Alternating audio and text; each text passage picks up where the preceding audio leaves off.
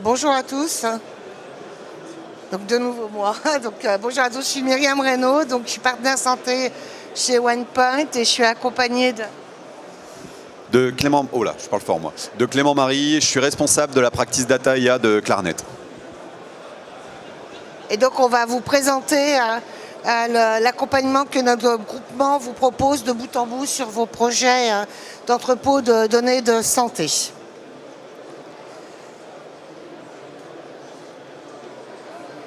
Alors déjà un élément de contexte important, c'est le règlement européen des données de santé, parce qu'il se trouve que OnePoint accompagne la DNS, donc Émilie Passemard, sur l'impact de ce règlement sur la France, puisqu'on doit publier, enfin la DNS doit publier une étude d'impact.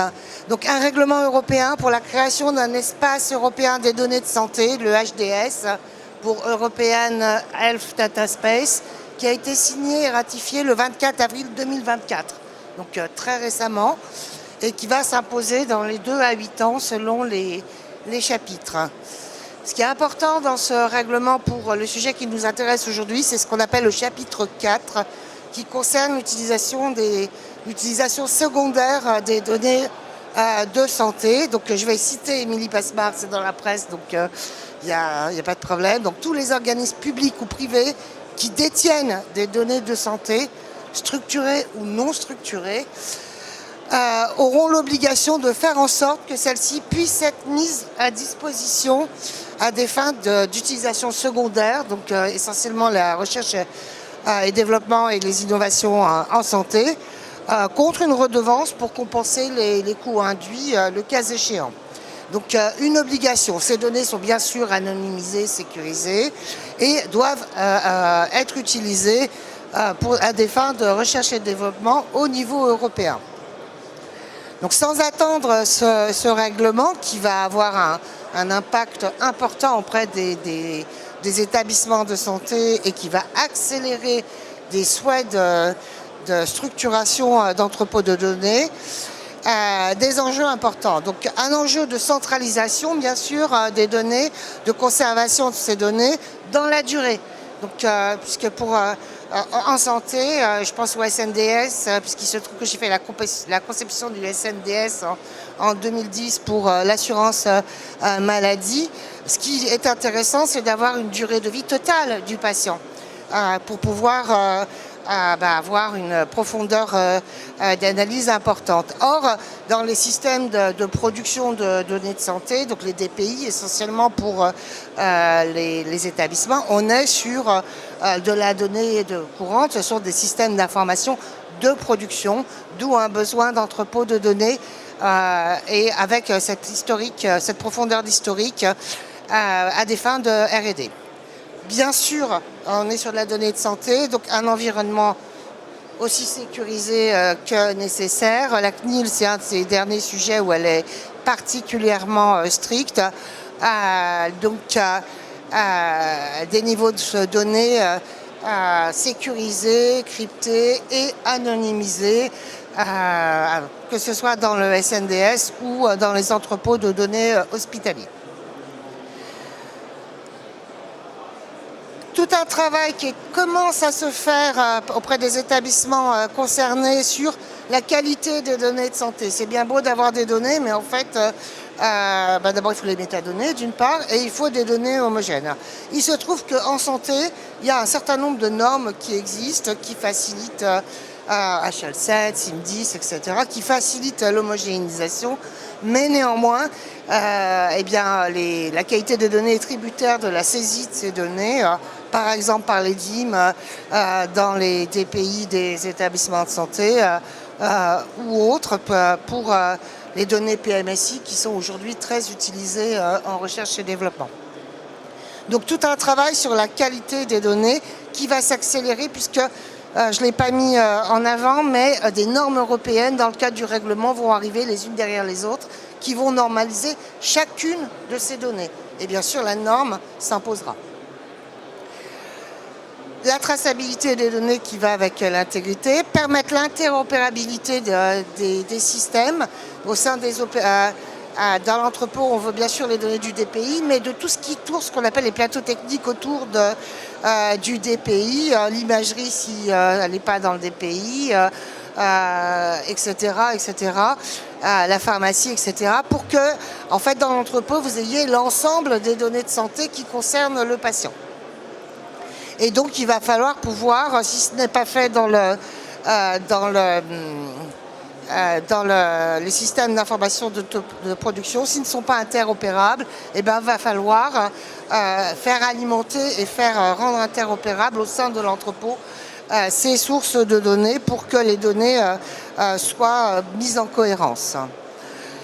Il faut que ces données constituent des cas d'usage. La plupart du temps, aujourd'hui, la première demande, mais ce n'est pas toujours très clair et ça fait partie des points dans les réunions de cadrage que l'on a avec les établissements. Un entrepôt de données à vocation de recherche et de développement, ce n'est pas le même entrepôt de données que si c'est pour faire de l'optimisation de la performance de l'établissement. Ce ne sont pas les mêmes données. Et pour vous donner un exemple, au sein de l'assurance maladie, j'en ai fait également la conception, il y a Erasme et le SNIRAM. Le SNIRAM, enfin le SNDS. Le SNDS a vocation à concerner, à être ouvert sur l'extérieur, et Erasme est ouvert sur l'intérieur, permet de faire du contrôle de gestion, du contrôle interne, etc.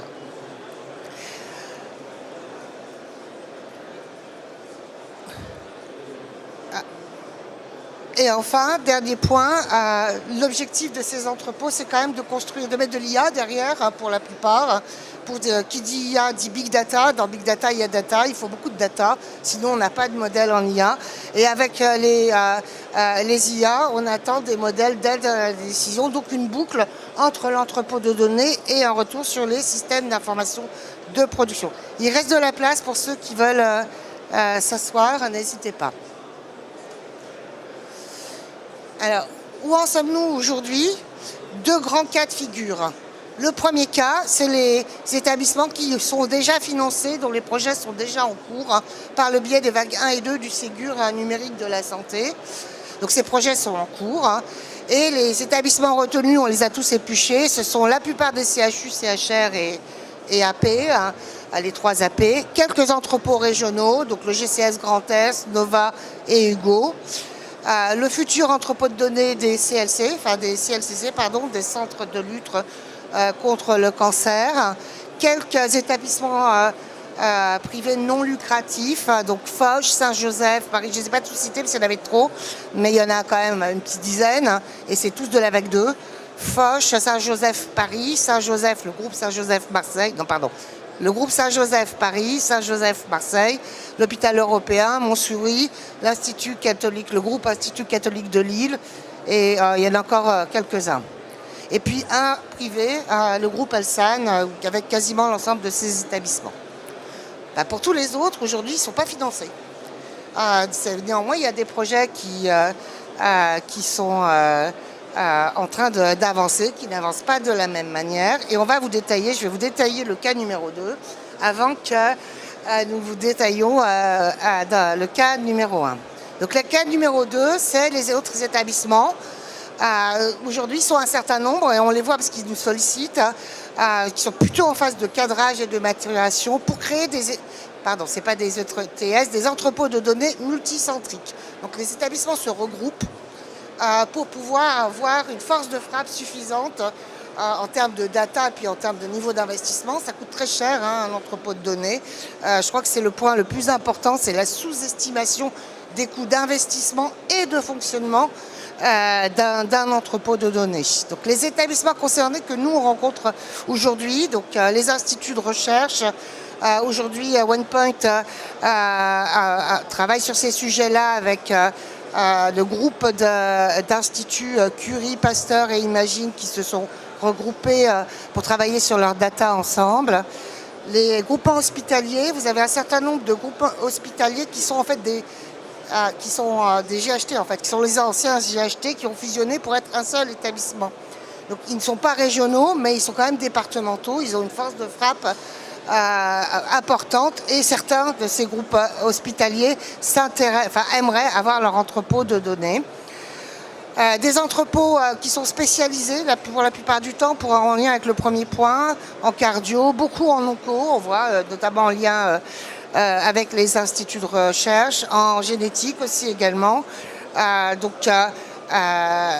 Ce besoin de spécialisation autour de spécialités médicales qui permet en même temps de travailler sur la qualité des données. Et des travaux donc, qui avancent, alors bien sûr pas du tout au même rythme que le cas numéro 1, en attendant les prochains financements qui ne sont pas, qui sont pas programmés à date, hein, soyons clairs. Il n'y a pas de vague 3, en tout cas pas que nous sachions, dans les tuyaux prévus à date. Et ce qui est important dans ce cas, contrairement au cas numéro 1, vous avez par exemple, je prends les CHU, ils ont tous une direction de l'innovation et de la recherche et de développement qui est complètement rodée au pricing, au juridique, sur la mise à disposition de données de santé de l'établissement, notamment auprès des laboratoires pharmaceutiques. Et sur ces données, ils sont en concurrence avec d'autres grands établissements européens, voire internationaux.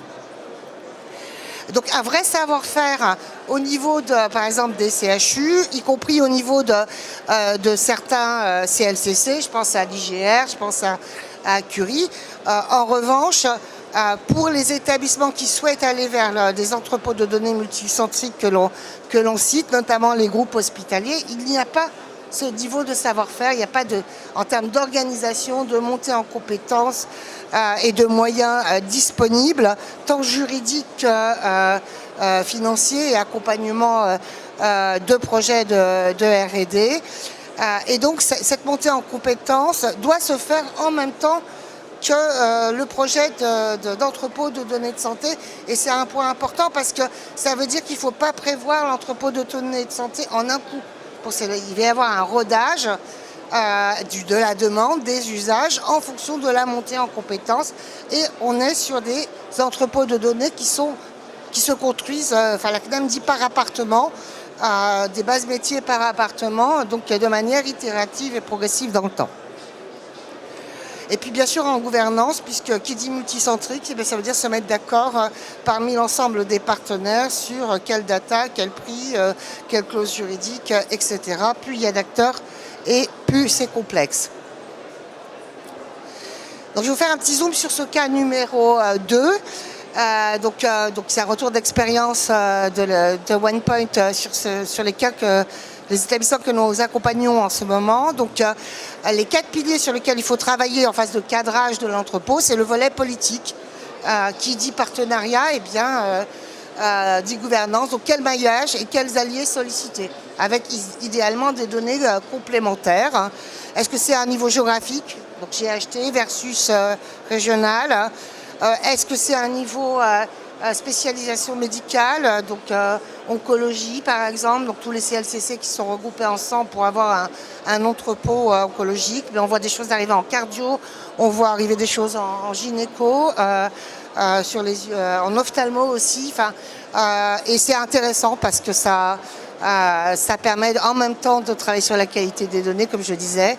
Économique, quel business model autour de l'entrepôt de données de santé? Un entrepôt de données de santé, ça coûte extrêmement cher.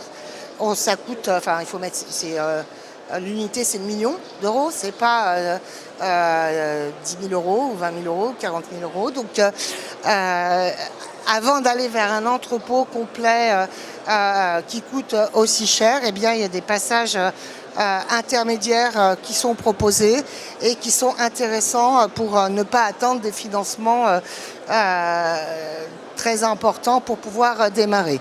Et en plus, avec une feuille de route, y compris un business model itératif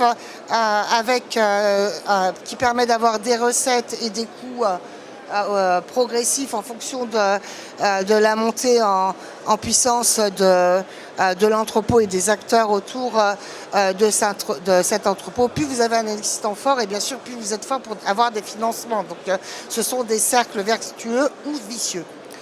En termes de gouvernance, de technologie, donc la gouvernance, la data science, quel usage derrière ces données, la qualité des données, quel modèle, est-ce qu'on veut de l'IA, pas de l'IA, et c'est pas pareil, parce que qui dit IA dit big data, donc beaucoup de données. Ça veut dire que la maille départementale est probablement trop petite si on veut aller sur ces modèles-là, etc.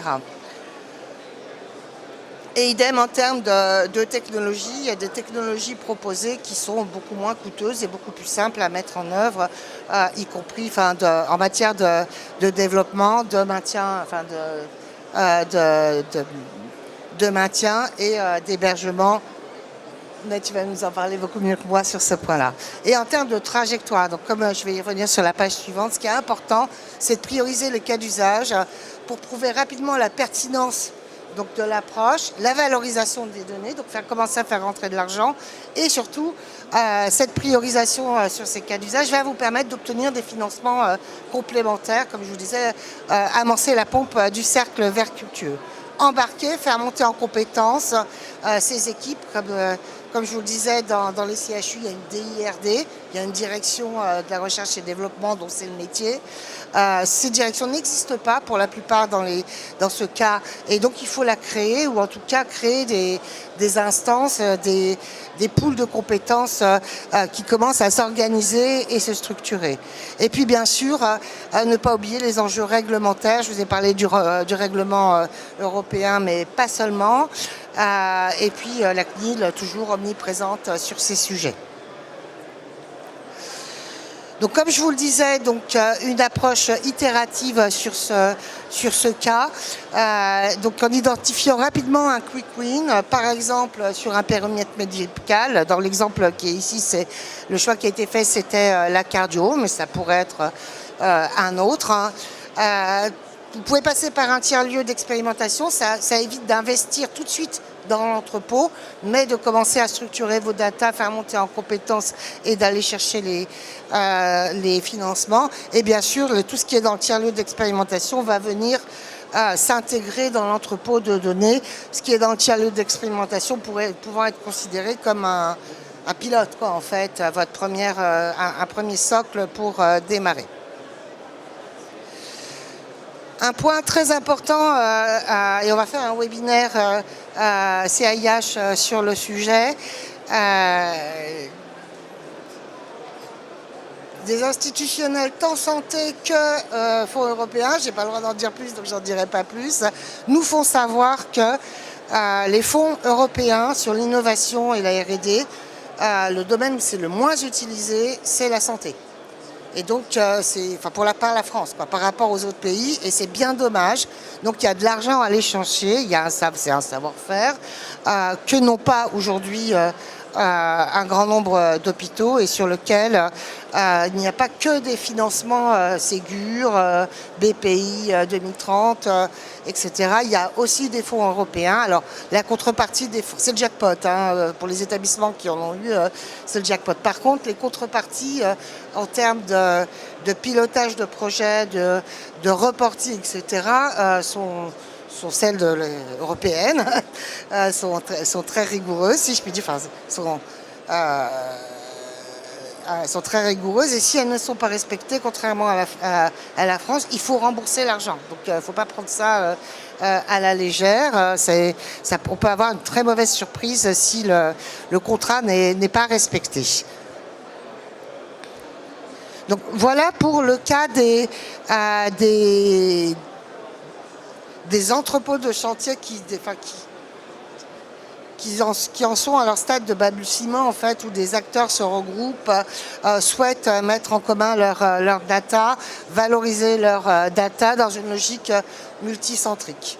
Est-ce qu'il y a des questions sur ce premier cas, avant que je ne passe sur le cas traditionnel, sur comment on construit un entrepôt de données et comment on le maintient, etc.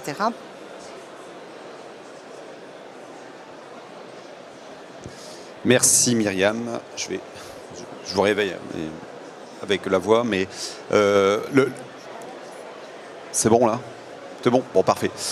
Donc vous l'avez compris, Myriam l'a très bien expliqué, introduit. Les projets d'entrepôt de données de santé sont quand même des projets complexes, nécessitant des expertises variées, de devoir répondre à un certain nombre d'exigences de sécurité, de conformité.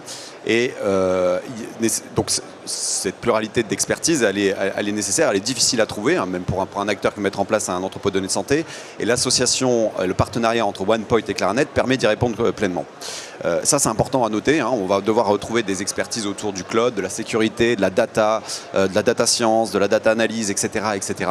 Et il y a évidemment tout l'accompagnement en amont des projets qui est très, très important. Et c'est en cela que OnePoint et Claranet travaillent en commun sur des mises en œuvre de projets de DS pour des clients. Alors, Myriam l'a également dit, point très important et point sur lequel on met beaucoup d'intensité dans notre partenariat avec OnePoint, c'est comprendre dans quel contexte métier et les cas d'usage que nos clients veulent déployer autour d'un entrepôt de données de santé. C'est évidemment clé pour derrière pouvoir en décliner la bonne stratégie technique et technologique pour pouvoir produire des entrepôts de données de santé.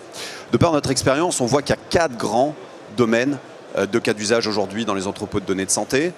Tout d'abord, l'amélioration de la qualité et la pertinence des soins. Ça, c'est quelque chose qu'on retrouve beaucoup, évidemment, dans les établissements de santé et GHT, c'est de pouvoir identifier par exemple les pratiques de soins les plus efficaces, analyser la qualité des soins que les établissements produisent, gérer les maladies chroniques, aide à la décision clinique. Voilà. Donc tous ces cas d'usage qu'un établissement de santé aurait, un entrepôt de données de santé peut permettre d'y répondre et la qualification et la compréhension du besoin en amont est évidemment clé. Et comme l'a dit Myriam, un quick win démarré avec un cas d'usage assez simple permet de pouvoir avoir un ROI assez rapidement et de montrer un retour tangible de ce type de projet. On voit aussi des cas d'usage autour de la gestion des risques et de la conformité, notamment sur l'évaluation des incidents de sécurité et d'erreurs médicales. Donc très important aussi pour les hôpitaux de pouvoir piloter cela. Évidemment, pour les instituts de recherche, l'accélérer la recherche médicale. Donc ça, je vais derrière détailler un cas client qu'on a réalisé, qui est dans ce cadre-là, et qui aujourd'hui, son cas d'usage principal est évidemment de pouvoir permettre à ces chercheurs d'avoir des données anonymisées sur lesquelles ils peuvent travailler avec une profondeur, comme l'a dit, une autorisation des données qui est importante et de pouvoir derrière en dégager des grandes tendances et de pouvoir éclairer sur aussi l'efficacité des traitements et médicaments. Et enfin, le dernier, c'est le pilotage des établissements de santé. Les établissements de santé ont besoin aussi d'éléments pour pouvoir se piloter, comme toute entreprise, et notamment sur l'amélioration des processus opérationnels, de pouvoir avoir une aide aussi à la consultation et des actes médicaux et de chirurgie, voilà, etc. Tout ce qui peut permettre à un hôpital de se piloter. Dans notre rôle aussi, commun entre OnePoint et Claranet, c'est d'aider, une fois qu'on a défini ces cas d'usage, d'aider nos clients à identifier où sont les sources de données. On l'a vu, ça peut être un peu complexe aussi. Il y en a, créer un système FIS du SNDS et vouloir récupérer des données du SNDS, c'est un parcours. Il faut pouvoir effectivement être accompagné pour pouvoir faire cela, d'un point de vue administratif, d'un point de vue conseil, d'un point de vue technique également. Donc notre travail aussi est de travailler évidemment avec nos clients, d'identifier ces sources de données. Elles peuvent être aussi des données publiques, des données qui viennent des données cliniques, des données pharmaceutiques, et de travailler à l'identification, l'ingestion, la normalisation, la standardisation des modèles de données pour pouvoir derrière en tirer des cas d'usage et des insights intéressants. Les acteurs clés que l'on rencontre aujourd'hui sont, les professionnels de santé, on l'a dit, c'est dans le cas que Myriam a évoqué. Beaucoup de professionnels de santé, on travaille avec des clients qu'on a pu lister, notamment des établissements de santé ou des GHT. Les entreprises technologiques, on travaille avec des éditeurs aussi qui veulent proposer évidemment des solutions pour pouvoir améliorer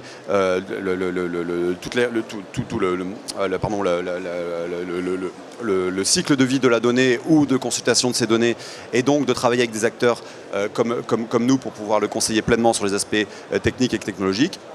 Et enfin les organismes de recherche, comme je l'ai évoqué, qui sont évidemment des acteurs qui recherchent ces projets-là, qui cherchent à mettre en place ces projets-là pour répondre à leur cas d'usage comme on l'a évoqué. Alors, un slide très important, moi je pense, c'est celui-là. Donc là, si vous voulez regarder un slide, je pense que c'est celui-là qui est très important. Enfin, les deux qui suivent, c'est comment aujourd'hui un entrepôt de données de santé, et qu'est-ce qu'on met en avant, quelles sont les différentes étapes d'un entrepôt de données de santé pour pouvoir avoir des cas d'usage qui sont fonctionnels, en production, et qui puissent vraiment avoir un retour sur investissement.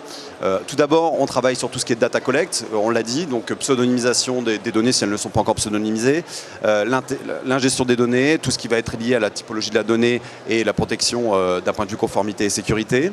Le stockage de cette donnée, on a parlé de big data, d'IA, il faut les des solutions technologiques qui répondent à des gros volumes de données. On ne va pas évidemment stocker 300 Tera de données sur juste une base MySQL. Il y a des choix de technologies importantes à faire pour pouvoir créer des data lakes, des lakehouse sous des entrepôts et ensuite des entrepôts au-dessus de cela. Le travail de data transformation est aussi très important. De temps en temps, on reçoit des données en brut ou des données qu'il faut affiner, sur lesquelles il faut améliorer la qualité. Donc tout ce qui va être traitement et amélioration de la donnée est très important également, data quality. Fournir ensuite les solutions d'analytique avancées aux différents acteurs qui vont analyser ces données. Et ce que l'on voit beaucoup, c'est évidemment, on l'a dit, l'interopérabilité des systèmes, nécessaire de devoir s'assurer que, par exemple dans un partenariat public-privé, que certains acteurs puissent accéder à cette donnée, puissent pouvoir se connecter, utiliser la donnée, donc mettre en place ces systèmes associés pour pouvoir le faire, parce qu'on est régi évidemment par beaucoup de normes de sécurité et de conformité. Et le data reuse, donc comment aussi, au sein d'un même entrepôt de données de santé, avoir des modèles de données différents, des isolations entre des domaines pour pouvoir avoir les données qui soient réutilisées par différents corps de métier. Donc ça, c'est tout le travail commun que l'on peut réaliser avec OnePoint sur ce type de projet. Et évidemment, le sous-jacent de tout ça, il y a beaucoup d'éléments techniques, d'hébergement, d'infrastructures, de réseaux, de normes de sécurité qui viennent supporter l'ensemble. Voilà, c'est l'autre slide qui me semble très important également, c'est les challenges que l'on a. Tout d'abord, bien comprendre les cas d'usage clients en amont, on l'a dit, c'est vraiment clé, ça fait partie de notre offre de service, de faire des ateliers avec nos clients pour comprendre quels sont priorisés, comprendre les cas d'usage et pouvoir mettre une roadmap associée à ces cas d'usage. Ensuite, on a évidemment tout le travail de conformité lié à la donnée patient, très important, on l'a dit, c'est des projets qui sont, la CNIL a encore beaucoup de surveillance sur ces projets-là, beaucoup d'exigences de sécurité et de conformité. Il y a évidemment HDS également qui rythme ces projets. Et donc, tout l'aspect conformité et sécurité de la donnée est un des axes importants de ces projets. Ensuite, il y a toute la partie infrastructure cloud.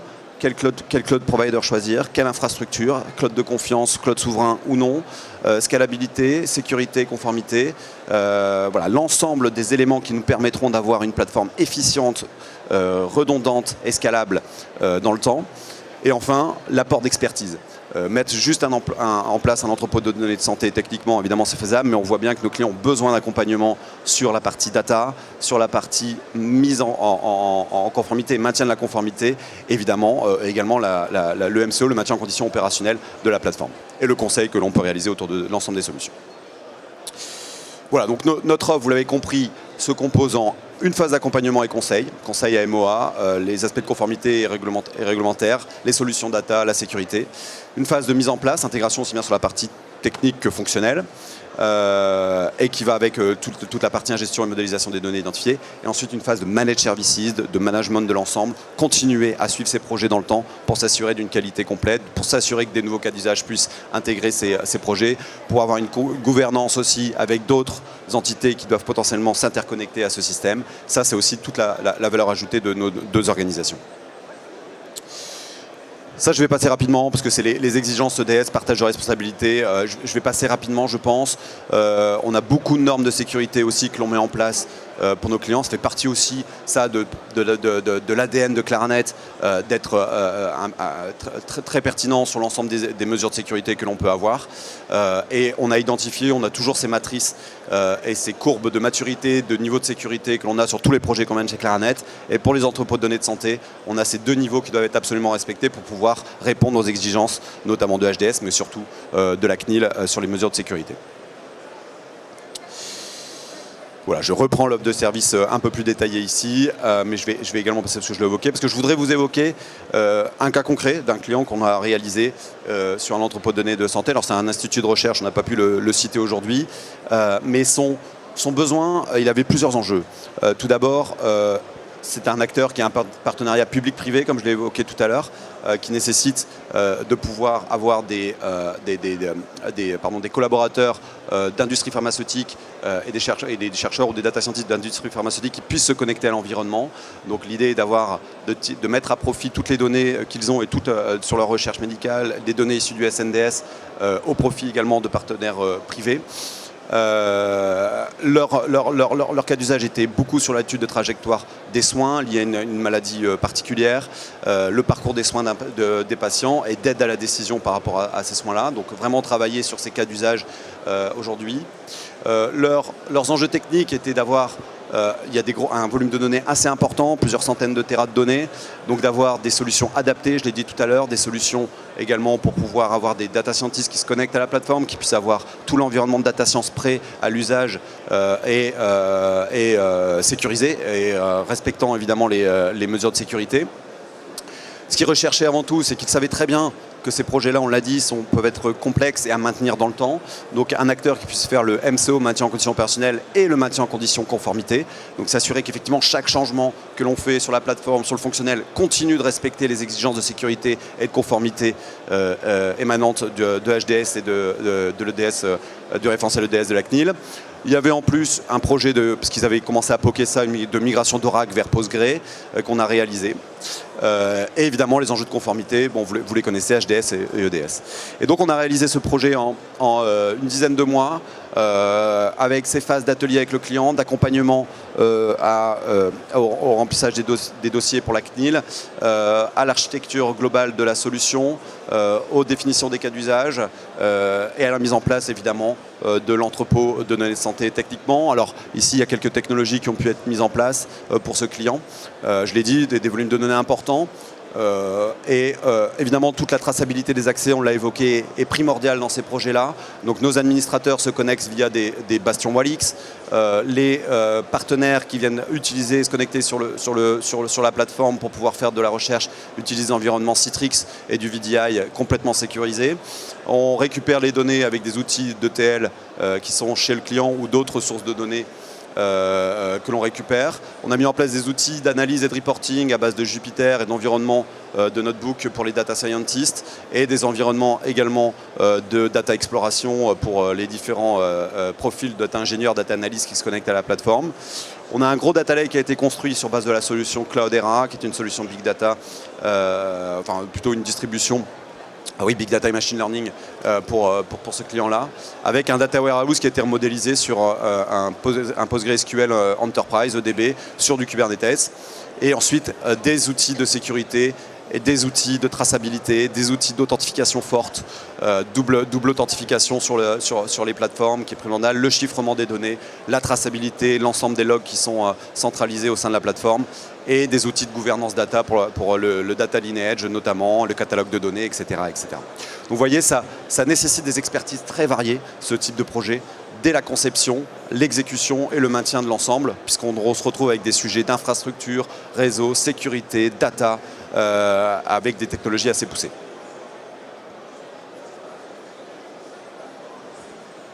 Est-ce que vous avez des questions peut-être, ou bien avant qu'on a un dernier slide ?